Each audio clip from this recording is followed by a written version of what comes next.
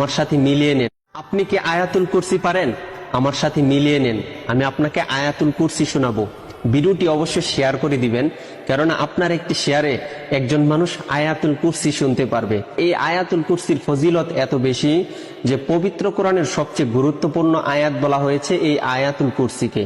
আর এই আয়াতুল কুরসি পরে যদি আপনি রাত্রে ঘুমিয়ে পড়েন, তাহলে 70,000 ফেরেশতা কিন্তু আপনাকে প্রটেক্ট করে।